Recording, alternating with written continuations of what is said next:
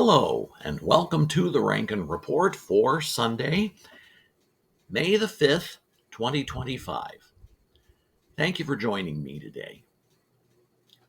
From the book of, let me get that again here.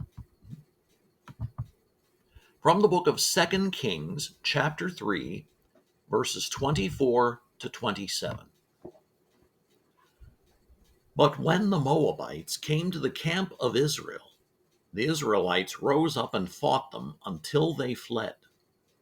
And the Israelites invaded the land and slaughtered the Moabites. They destroyed the towns, and each man threw a stone on every good field until it was covered. They stopped up all the springs and cut down every good tree. Only Kir Haraseth was left with its stones in place, but men armed with slings surrounded it and attacked it. When the king of Moab saw that the battle had gone against him, he took with him 700 swordsmen, to break through to the king of Edom, but they failed. Then he took his firstborn son, who was to succeed him as king, and offered him as a sacrifice on the city wall. The fury against Israel was great. They withdrew and returned to their own land. The last two verses of this passage, verses 26 and 27, can be a bit confusing. Whose fury was against Israel and why? Let's review a bit. Whose son, the crown prince, was offered as a sacrifice on the city wall, the king of Israel or the king of Moab? Kept in context, obviously the king of Moab. Why then was God's fury falling on Israel when it was Moab that was doing the awful act of human sacrifice? We must also remember that in the divided kingdom, Israel had walked away from God from, you might say, jump. First, Jeroboam, who became the king of the divided northern kingdom, sets up the worship of idols, the golden calves, fearing that if the people continued to worship the Lord and go to Jerusalem in Judah to celebrate the feasts of the Lord, eventually the northern kingdom would reunite under the house of David, and Jeroboam's family, possibly Jeroboam himself, would be killed. Very distressing prospect for an ambitious rival king. But as idol worship sets in, its practice grows into ever worse methods, ultimately human sacrifice. Both Israel and Judah had deteriorated into Baal worship, which meant passing children through the fire while drums and cymbals and horns sounded loudly so that you wouldn't hear the screams. Both nations joined in the attack against Moab, but both were infected with the same sin for decades, possibly centuries, and neither king did anything to remove it from the midst of those nations, even those who had done right in the Lord's eyes. Israel's heroic generation under Joshua might have done this in a heartbeat, but not these guys.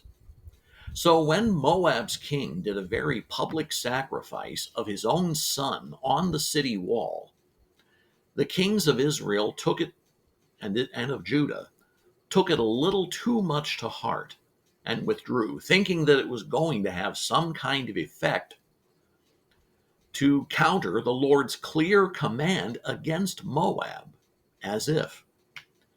Remember the prophet Samuel's words? It is better to obey the Lord than to offer sacrifices to him. 1 Samuel 15:22. The allied kings did not obey, and especially in the face of sacrifices to a false god, and they pulled back instead of carrying out the Lord's command. So the wrath of the Lord fell on them. A pastor I heard once said, which could be applied to the king of Moab, they're sinners. Sinners are going to sin.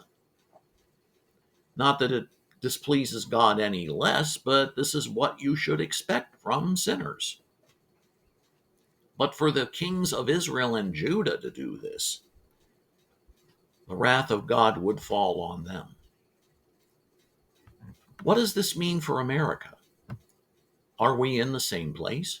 Have things here and now deteriorated to the point where the extent of our return to the Lord and our covenant with Him depend on how much we are willing to get the last 60 to 70 years, possibly longer, out of our spirits? How much are we willing to leave the influence of our youth for good? Let's face it, there are things, if you're my age, maybe a little older, there are things we grew up with that we just kind of took for granted. Yet God does not like these things, and He would be most pleased if we were to get rid of them. And I won't go into detail on these things, but you can figure this out for yourself. We in the United States may be about to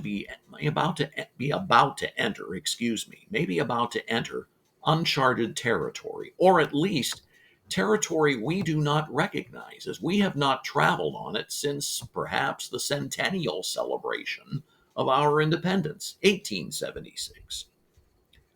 We must remember the example of the first nation in covenant with the Lord, Israel. Though though God brought Israel out of Egypt with great signs and wonders, Egypt never left Israel, as they complained constantly against the Lord and refused, in fear, to go into the promised land, despite everything that they had seen. God then decided to skip that generation and work with the next one. You know what happened? They were told, right, you're so afraid, turn around, head back to the wilderness. And it took 40 years until the first generation died off for the second generation, as it were, to get Egypt out of themselves and were ready to obey the Lord. Now, that does not necessarily mean we're doomed to 40 more years of what we have now. In our case, that timeline can be considerably shortened if the Lord wills it. And that shortening depends on how willing we are as a nation to submit ourselves to the Lord and how much we desire His kingdom. And God don't play. This isn't something that we can rely on a president or a Congress or a court to make any proclamation for, though it would be great, which we present to Him and we think the job's done. It's great, but it's not enough. It takes we, the people, submitting ourselves, making any proclamation a mere reflection of the people's own desire and actions. Now, if this is going to happen, then all of us have some house cleaning and spirit cleaning to do. What idols do we cling to that need to be put away or destroyed? Do we have secret practices that we need to walk away from? Do we tell ourselves that God doesn't see? That's silly. He is right there with us when we do them. And if that doesn't have what the courts like to call a chilling effect on a person, then you really need to examine yourself. It's May now, and we are in springtime. And with spring comes the ritual of spring cleaning, clearing out the dust, letting some warmer air into the house to rid ourselves of the staleness of stagnancy. But the long-awaited spring of the Great Awakening is here as well. Time for our spirits to be cleansed from clutter and past sins and practices and distractions. And it all comes down to a simple question. How much do you want Him? Simple question, not easily answered. Pray for the Great Awakening. No king but Jesus. independence forever.